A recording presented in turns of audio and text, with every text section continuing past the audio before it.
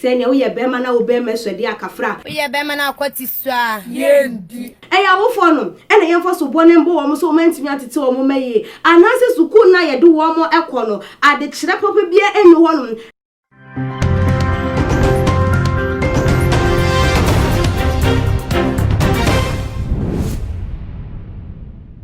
Ebusia for me ma obibia akwaba ede ebatu magin SHS so Ghana wahala jumede ena ebraso samoso for muniaba ekiesikapa ena so mede ebebesum ahwefo eni etiefo na ebusia video bi aba bepiemu ewo mapono eso a edi se ebusia fo bia ede nani ehwe na efutuo ne nsem a wose ye kadeche ye mabunu yi ede ye de etu edwa ede mom because e say de emabunu no eye no eye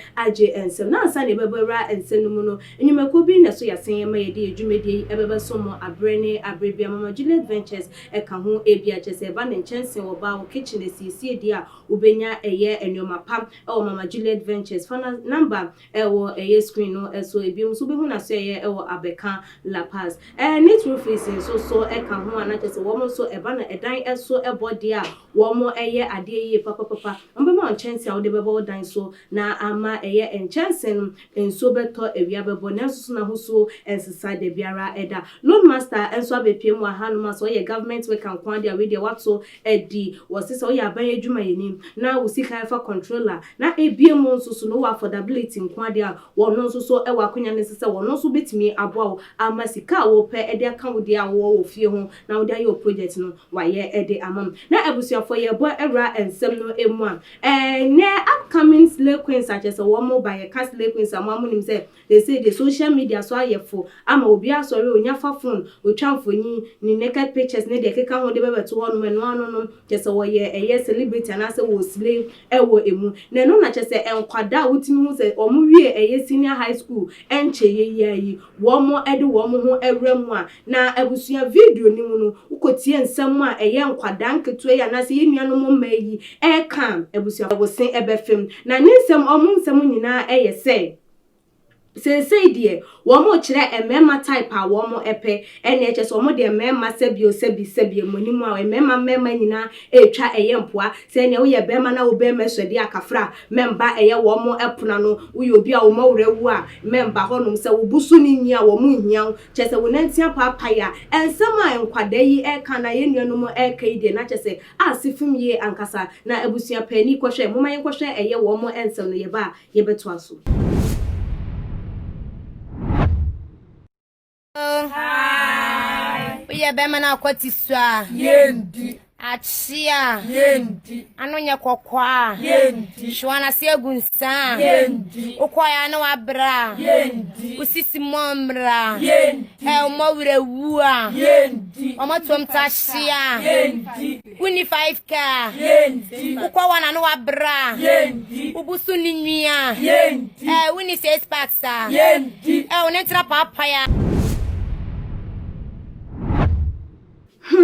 say ena ye nuanom ma ene eye nchirimayi wo mo de nsem yi etu eye edwa na se yi enkwada bi say anase se eye emabuna wo mo wo omayi mu aye hu wo mo se wo mo ni the future leaders wo mo na se emre bi beba na se mpanifo wo man mu eni won ma ye de yachi ebeja wo mo de wo mo eye ni de a ene na wo man Ghana ye wodachi wo man Ghana ye betimi etu empo ana na se wo man Ghana ye betimi aba be ye krabere se de amahodo so wo mo nsusu etimi edu sa empempen so na because say nkwada emu emferese wo de phone esi nanim wo mferese chese wo gina camera nim ebe yi ne ho wo hwentade e hye wo mo ene wo mo nsem a wo mo eka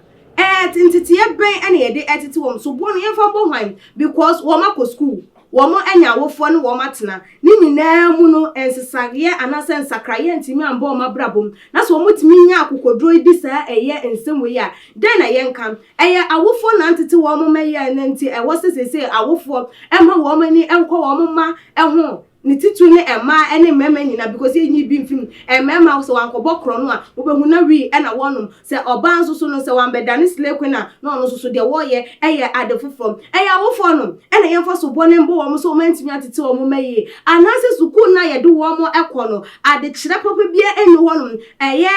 actors ne de keka ho no se ya to ne nyina jeje mu enunti ena ma enkwada no betimi free school aba enso nimdie anase entete ye pa yentimi nya bi emfa enfree wo mu anase edem ebusuafo ensem we de se ye hwe ne ye jeja nyomemu ama eye Ghana ha se ya kase enkwada enye de wo mo epe enase emabunu no wo bia enye de wo mo pa omayi betimi atumpom edi se eye empanifo ana omayi mu eye wo mo kebia eye ye no wo mo ntu wo mo na nti wonum enhwe enye hyehye ya ebetimi aboase de be ya enye video bia ena obi ebetimi aposti ana enam se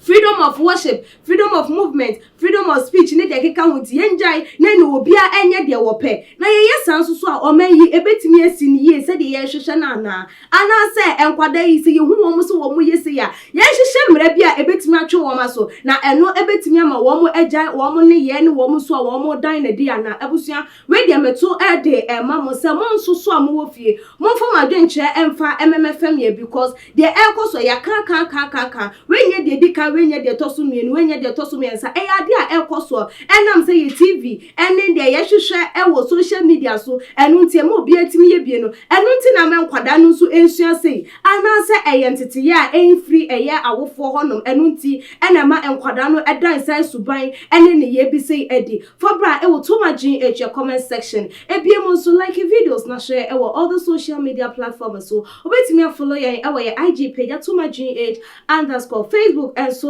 Toma GH. Now we should be a yameti artist and me the news yi ebebe someone na Raise Beauty Parlor and Closet Tower what abeka free pipe down unyatra speed ramp na pem won sani for so ho na wo be hu wo mo ubetimi afa wo mo number now no wo mo atwetwe enkomo eba na entade roll-ons ne de keka wo peso ye wo makeup cramp na wo mo beda na di ede amount me me di dwumede ho chia me din ede akuesi kapa that's na ye besa na hia makram.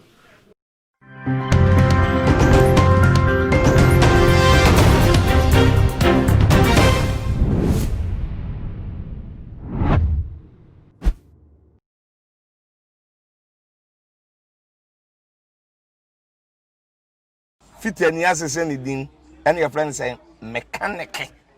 Sana prophet kumichacha, my sister me YouTube no, baby I should be a change here floor and I'm about too much GH. Shit, na prophet kumichacha, me so me share.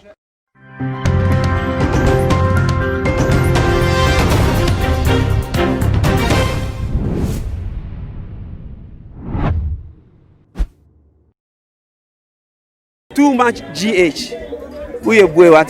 Shout out to your fans and everybody who is watching Too Much GH. Me dey Isaac Odwampo, obetun afem the great ampo mbrembren. Wonu me nka mo ne hwe Too Much GH. Too Much GH. Mo ye too much. Na me so me ye amo fire.